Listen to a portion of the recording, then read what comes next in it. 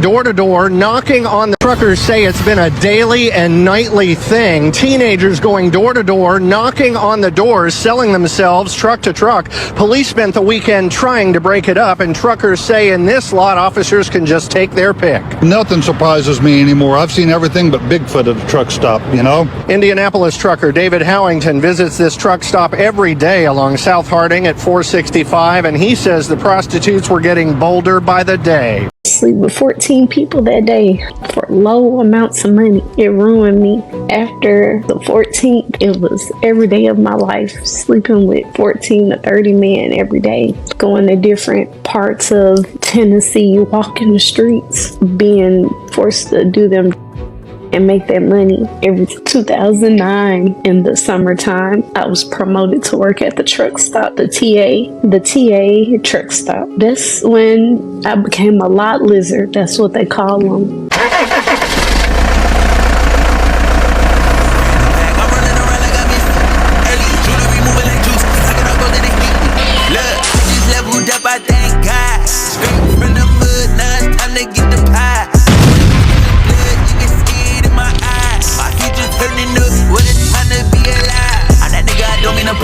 But I'm getting too nice with this. Ain't no way that I'm going outside. My pockets been heavy as shit. What's poppin', M2T? It's your boy Ron on the channel to be. Don't forget to hit that like, comment, share, and subscribe button whenever you pull up to the channel. And while you at it, hit that post notification button for your boys whenever I drop. You can hop up in the truck and roll with me, see what's poppin'. How is everybody doing today? Hope everybody had a great weekend. I got another story for you guys today. Now, when I thought that we was done with the 304s, and if you don't know what a 304, that's old. I thought we were done with the lizards, man. I thought we were done with these women walking around at these truck stops, knocking on our doors. That don't seem to be the case. They just did a news report. Now, I don't know if this is real or not, but it was brought to my attention that this is a real report from a real news station. So I want to run a report by y'all, and y'all let me know. But not only that, I have another video of a ex-304 that used to run around. She did what she had to do to take care of family, to take care of kids. You know, I don't knock no woman or no man for doing what they got to do, but it's better ways out there to get $1. It's better ways out there to make $1 than to be knocking on doors at truck stops. But hey, to each his own. I got an ex, you know, little old that used to walk around at truck stops and hustle, that want to let the young ladies know they're still running around here thinking that that's a hustle and that's a way to make money. That ain't the play. And she has a very unique story that these young ladies around here need to know and need to hear, man. Because it ain't for no game. So, we all know with all the human trafficking, with all the SEX trafficking going on, it's a part of our day-to-day. It's a part of our day-to-day society.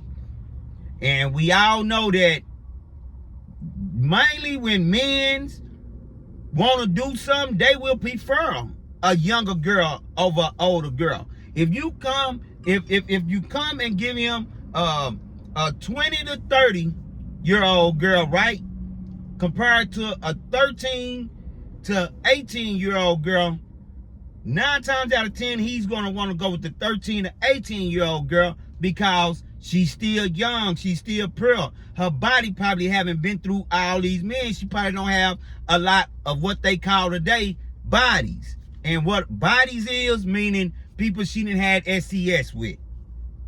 Right? So, in today's society, with all the human trafficking, the SES trafficking and stuff that's going on, it is the young girls that's being targeted, that's being snatched up. So if there's any young girls that's watching this video that's out there thinking that yo, JJ can get you paid, you need to listen to this. You need to listen to this sister testimony. You need to listen to this sister story, because just maybe it will help you change your mind in some way. But first, we go check out this news clip about what these young girls are still out here doing this day at our truck stop, truckers. Check this out. Door to door, knocking on the truckers say it's been a daily and nightly thing. Teenagers going door to door, knocking on the doors, selling themselves truck to truck. Police spent the weekend trying to break it up, and truckers say in this lot, officers can just take their pick. Nothing surprises me anymore. I've seen everything but Bigfoot at a truck stop, you know? Indianapolis trucker David Howington visits this truck stop every day along South Harding at 465, and he says the we're getting bolder by the day. Other truckers told police a 14-year-old girl has been among those working this truck stop, so officers tracked her down over the weekend. They say she denied being a part of it, but her 19-year-old sister, Jody Kinslow, went to jail. She's charged with trespassing, and police say she's been arrested for in the past. Even while our cameras were out here, we saw women that truckers identify as regular prostitutes going door to door, and police have called in CPS to investigate their family in hopes of keeping her 14-year-old younger sister from following in the older sister's footsteps in this illegal trade out here at the truck stops. All right, there it is. Hold on 1 second. Your boy had to go get your boy on his lunch break, you know what I'm saying? And go give me one of them boys from that old Sonic, you know what I mean? And go give me some of them boys from that Sonic, you know what I mean?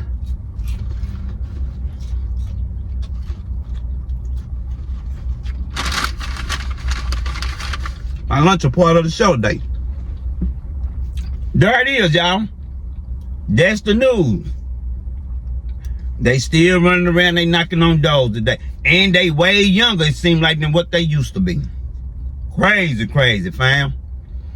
So now, I want y'all to check out this ex that used to walk around doing the same thing, who thought it was sweet until it turned sour.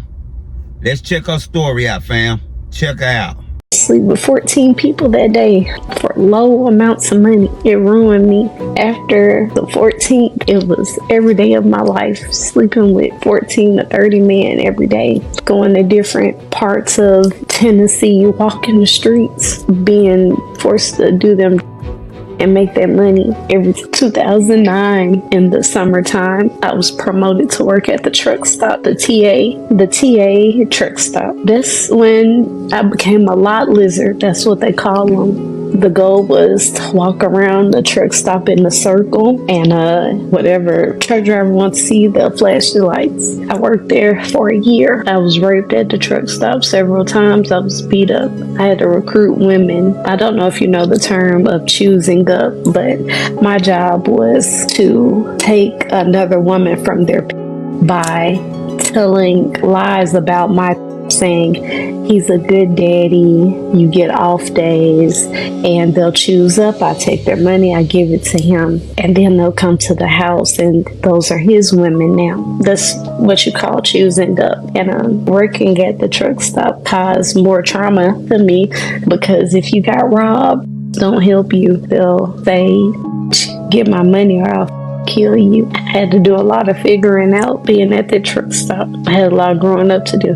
No, and I couldn't tell them man my age. They didn't care, I don't think, anyway, because they knew I was young. I wasn't even fully developed like I am now. Working the truck stop for a year caused me to be more into a point where I'm just shutting down. The have already took over me. I didn't want to live no more. I was up here just hoping someone killed me. I was used. I said nobody gonna want me. Nobody's gonna love nobody like me. I asked.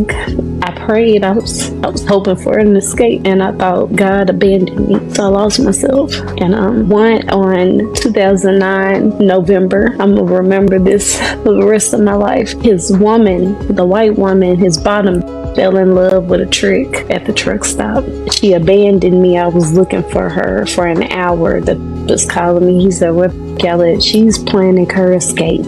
She has his keys. She has everything." I go to the truck. The truck driver chases me with a knife, and they proceed to take off. I'm telling him they about to leave. He said, "If you don't get my keys, I'm throat. So you know what I did? I hopped on. Once he got in the car, there's a little compartment where you can hold on to where they shut the truck. I rode on the back of that, hanging off, because we was at exit 42.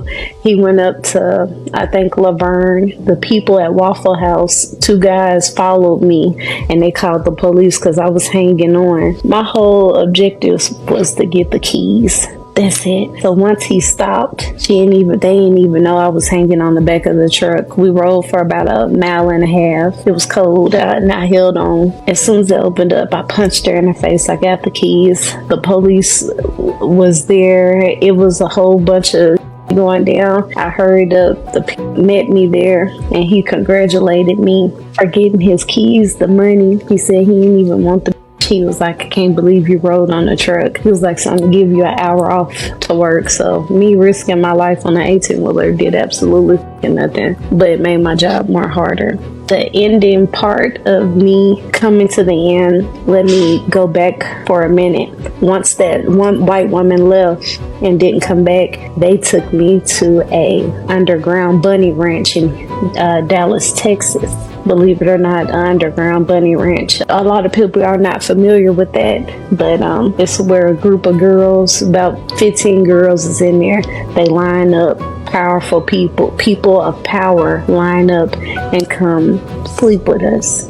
Because I was new, I stayed there for 6 months. I made them a lot of money. I paid my house fee. I was the top booked girl because they knew I was underage and they paid more for me. Our rewards was a phone call to our daddies and let them know the progress. That was our reward.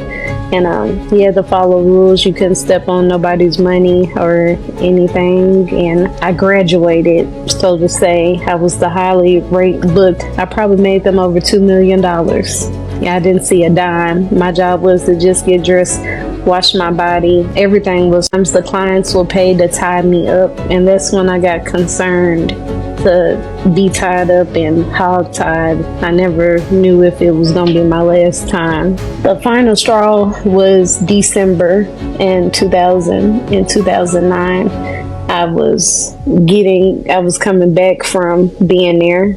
I'm back at the truck stop again. And this is where the hellish nightmare became.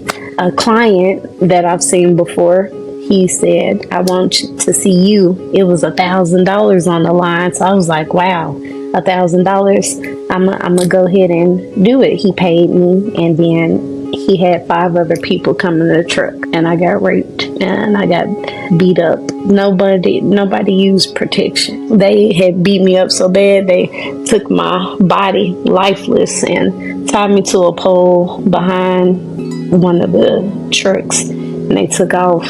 It was winter time. A white woman found me and called the police. That was the final straw for me. The problem is the healing aspect. When you've been stuck on drugs for so long, and I didn't see no value in myself. I didn't want to live no more. I didn't want to see the value. I didn't have a value. I was ran through. I felt like the scum of the earth, and I can honestly say that to you. It changes your life, and I think people need to be more understanding about their surroundings and who they allow to be around them. See, ladies, it's all good until it ain't. It's all good until that time and day come knocking at your door. Something you least and would have never in your mind thought would happen to you. You are sheep amongst wolves, a fish amongst sharks. So I wanted to bring this story to y'all today in hopes that it may just help one young lady change her life.